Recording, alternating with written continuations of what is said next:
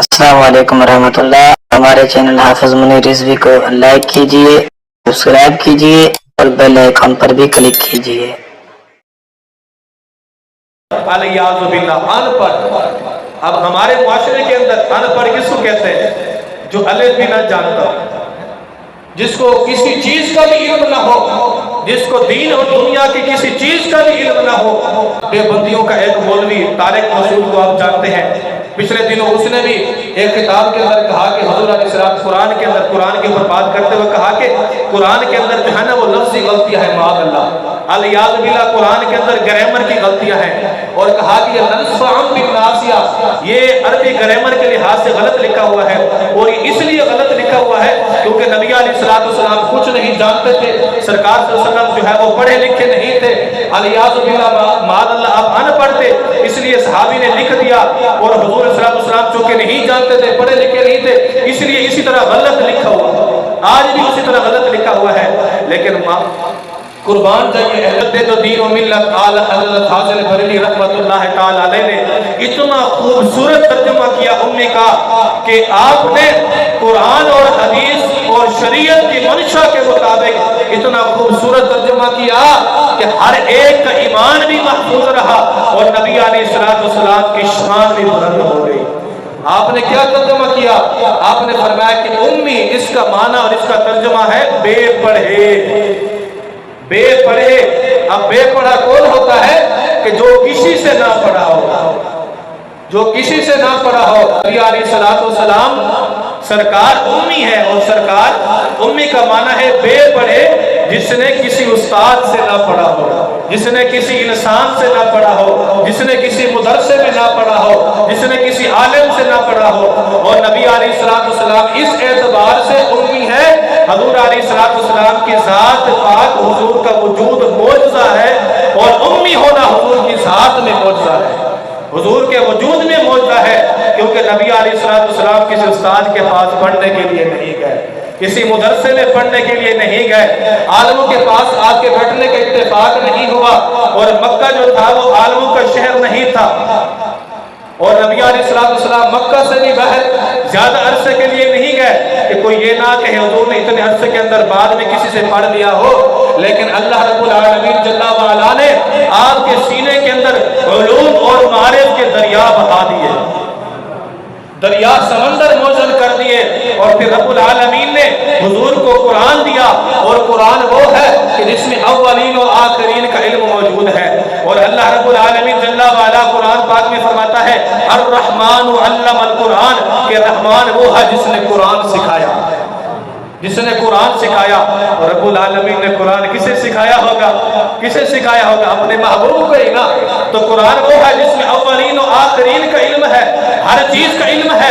جب رب نے اپنے محبوب کو قرآن سکھا دیا تو گویا نبی علیہ السلام کو اللہ نے ہر چیز کے علوم عطا فرما دیا، اولین و آخرین کا علم عطا فرما دیا، اور کوئی چیز ایسی باقی نہیں بچی جس کا علم اللہ نے اپنے محبوب کو عطا نہ فرمایا۔ اولین و آخرین کے خبریں دی، وہ علوم بیان فرمائے، تو نبی علیہ السلام اولین و آخرین کا علم رکھنے والے بن گئے۔ نبی علیہ السلام کو اللہ نے دو قسم کے معجزے عطا فرمائے، ایک معجزہ وہ ہے جو نبی علیہ السلام سے صادر ہوا، دوسرا معجزہ خود نبی علیہ السلام کا وجود پاک ہے۔ نبی علیہ السلام کا وجود سر سے لے کر پاؤں تک حضور کا پورا جسم معجزہ ہی معجزہ ہے، پورا جسم معجزہ ہی معجزہ ہے۔ نبی علیہ السلام کے بال مبارک، سرکار کے منہ مبارک، یہ بھی معجزہ ہے۔ یہ بال اگر خالد بن ولید کی ٹوپی کے اندر آ جائیں، آپ وہ ٹوپی سر کے اوپر رکھیں تو دشمنوں کے اوپر فتح نصیب ہو جاتی ہے۔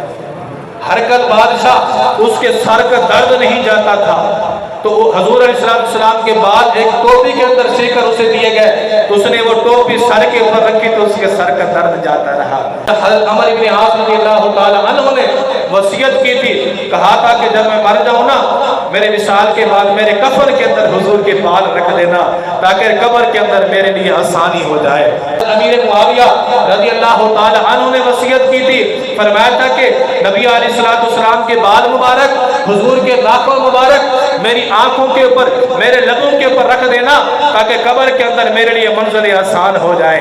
सहाबा करम रिज़वानुल्लाहि ताला अलैहिम अजमाइन, उनके पास हुजूर के बाल होते तो कोई बीमार आता या घर में से कोई बीमार होता तो नबी अलैहिस्सलाम के बाल मुबारक पानी के अंदर डबो लेते और फिर वो पानी मरीज को पिलाते तो शिफा याब हो जाता। और भी बहुत सारे मौजूदात हैं नबी अलैहिस्सलाम के बाल मुबारक के। इस तरह हुजूर अलैहिस्सलाम के कान मुबारक भी मौजूदा है। हुजूर के कान मुबारक इस तरह मौजूदा हैं कि नबी अलैहिस्सलाम दूर और नज़दीक से सुन लेते हैं। नबी अलैहिस्सलाम ने फरिश्तों का कलाम सुना, नबी अलैहिस्सलाम ने जानवरों का कलाम सुना, जिन्नों का कलाम सुना, फरिश्तों से कलाम किया, फरिश्तों का कलाम सुना, खुद रब्बुल आलमीन जल्ला व अला का भी कलाम सुनते हैं। नबी अलैहिस्सलाम इसी तरह दूर और नज़दीक से सुनते, जिस तरह हम नज़दीक से किसी की बात सुनते, हुजूर दूर से भी दूसरों की बात ऐसे सुना करते थे। नबी अलैहिस्सलाम ने जन्नत और दोज़ख के हवाल सुने। सरकार सल्लल्लाहु अलैहि वसल्लम की आँख पाक मौजज़ा, हुजूर की आँखें मौजज़ा है। नबी अलैहिस्सलाम दूर से भी देखते हैं, नज़दीक से भी देखते हैं। हुजूर दीवार के पीछे भी देखते हैं, कमरे के अंदर भी देखते हैं। नबी अलैहिस्सलाम की आँख पाक मौजज़ा कि सरकार ज़मीन के नीचे, हज़ारों मन मिट्टी के नीचे, कब्र के अंदर भी देख रहे क्या हो रहा है। हुजूर की आंखें इस तरह मौजूदा है। सरकार सल्लल्लाहु अलैहि वसल्लम आप फरमाते हैं कि मैं जिस तरह सामने देखता हूँ, मैं इस तरह पीछे भी देखता हूँ, मैं तुम्हारे दिल के हवाल भी जानता हूँ। नबी अलैहिस्सलाम की लुआब मुबारक मौजूदा। नबी अलैहिस्सलाम हज़रत जाबिर रज़ियल्लाहु ताला अन्हु के एक हंडिया जो 3-4 आदमियों का खाना है, एक देगची के अंदर है, हंडिया के अंदर है, अगर सरकार उसके अंदर अपना लुआब दहन डाल दे, आटे के अंदर हुजूर अपना लुआब दहन डाल दे, तो फिर वो 5-6 आदमियों का खाना 1400 सहाबा कराम खा जाए, शेर हो जाए, फिर भी बच जाए। ये हुजूर के लुआब मुबारक मौजूदा। नबी अलैहिस्सलाम खारी खूह के अंदर अगर अपना लुआब दहन डाले तो वो मीठा हो जाए। नबी अलैहिस्सलाम की ज़बान पाक, हुजूर अपनी ज़बान से जो कहे वो हो जाए। आला हज़रत फरमाते हैं कि वो ज़बान जिसको सब कुन की कुंजी कहें, उसकी नाफिज़ हुकूमत पे लाखों सलाम।